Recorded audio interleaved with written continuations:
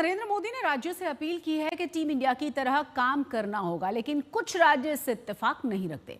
पश्चिम बंगाल ने इस मीटिंग से दूरी बनाई थी। बाद में टीएमसी की नेता हैं शशि पांजा, उन्होंने कहा कि केंद्र पश्चिम बंगाल को उसके हिस्से का हक नहीं दे रहा, योजनाओं के पैसे को रोका जा रहा है। Our state and Honorable Chief Minister also believes in cooperative federalism. We have stood hand in hand with the government of India in this present crisis of Pahalgaon and the fallout of it, and the fight against terrorism, and Pakistan leading this terrorist activities in India. So I think there should be all states should be equally looked after. Their performances should be assessed, their grants should be given, the taxes which are collected, they should be returned in due time. But unfortunately, for political reasons, we have seen, for political differences, West Bengal has always been deprived of its rightful dues. Now Didi is doing the entire scheme on her own.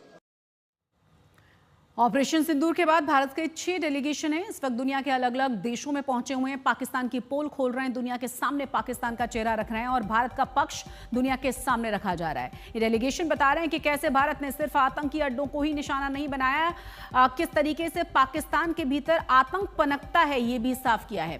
Pakistan ने भारत के नागरिक इलाकों पर किस तरह से गोलीबारी की ये भी बताया जा रहा है, और पाकिस्तान कैसे आतंकवादियों को समर्थन देता रहा है, पनाह देता रहा है, इसके भी सबूत डेलीगेशन दुनिया के सामने रख रहे हैं। डेलीगेशन में 59 लोग हैं, जिनमें 51 नेता हैं, 8 राजदूत हैं, एनडीए के 31 और साथ ही 20 दूसरे दलों के नेता हैं, जिसमें 3 कांग्रेस के नेता भी शामिल हैं। रूस, अमेरिका, बहरीन, यूएई, जापान जैसे देशों में ये डेलीगेशन अपनी बात रख चुका है।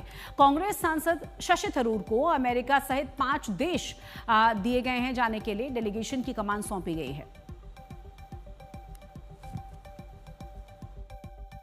India sent a clear message, number one, that it was not going to take terror lying down, it would answer, but equally that by delivering very precisely calculated, calibrated strikes on very specific targets,